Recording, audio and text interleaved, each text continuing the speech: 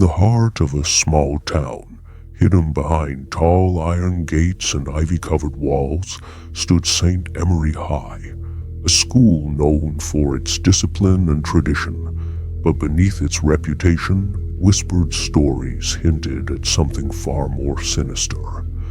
A blood-stained chalkboard that wrote on its own, Room 3B had been locked for over 3 decades.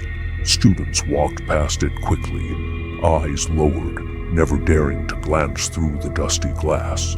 Some claimed they heard scratching from within, even when the corridor was empty.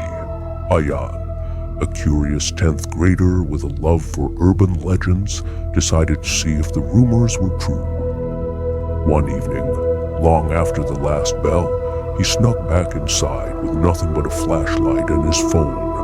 To his surprise, the door creaked open. Inside, cobwebs hung from the ceiling. Broken chairs were scattered around, and at the front of the room stood the infamous chalkboard, its surface cracked and stained, new with what looked like dried blood. As Ayan stepped forward, the room grew colder. Without warning, a piece of chalk rolled off the ledge, then floated back up and began to write. Words appeared slowly. Terrified but frozen in place, Ayan remembered the old story.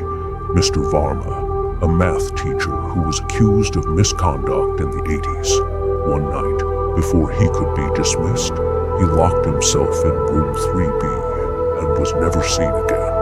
The stains on the board, they were never cleaned because they kept coming back. The chalk continued moving, spelling out Ayan's name this time. Ayan, stay and learn. The door slammed shut behind him. His flashlight flickered. The blood on the board looked fresh now, dripping slowly.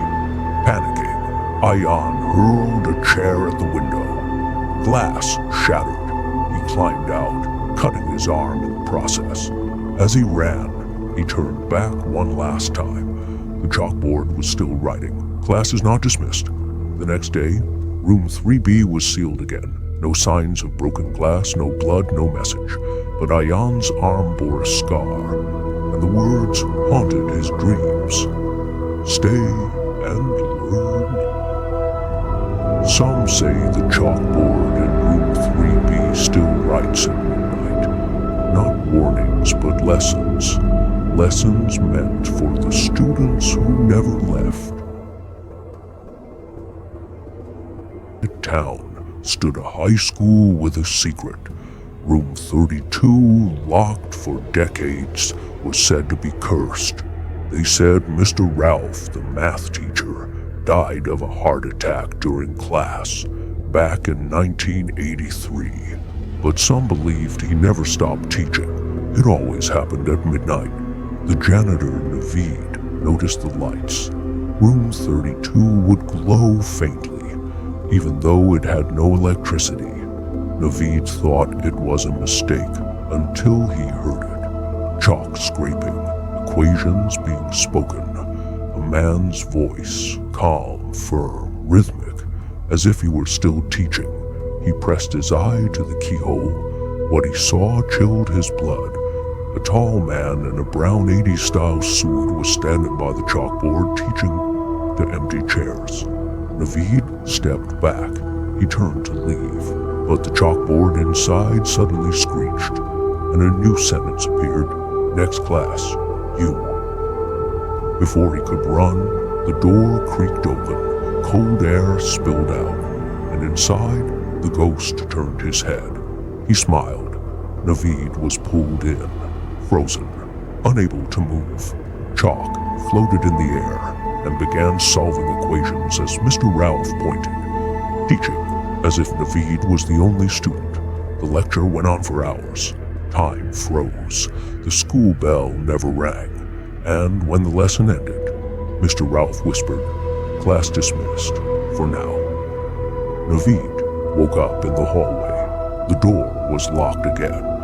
But something had changed. His pocket held a piece of chalk, still warm. Naveed never spoke of that night, But every week, room 32 lights flicker at midnight, and sometimes a student.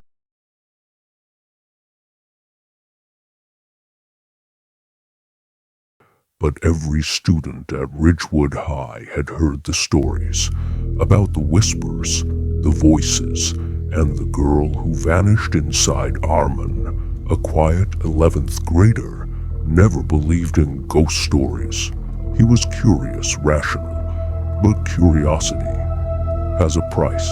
He stayed late one evening to finish a project, and that's when he passed by room 108. He paused.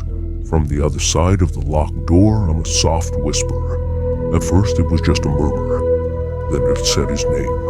Armin leaned closer. Through the narrow glass pane, the room was dark, but he saw something move.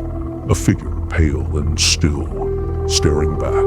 He stepped back, heart racing, and then the doorknob turned slowly on its own. No one touched it. No one was supposed to be there. Against every instinct, Armin stepped in. The air inside was freezing. The desks were covered in dust, untouched for years. And on the blackboard, written in chalk, was his name. He turned to leave, but a voice behind him whispered, "Stay with me." It was the girl. Only her feet weren't touching the floor. Armin ran. The door slammed behind him with a bang that echoed down the corridor, but the whispers followed, faint, but always just behind his ear. The next day, room 108 was locked again. No one believed his story, but Armin noticed something in his notebook. A note in handwriting that wasn't his. "Come back tonight."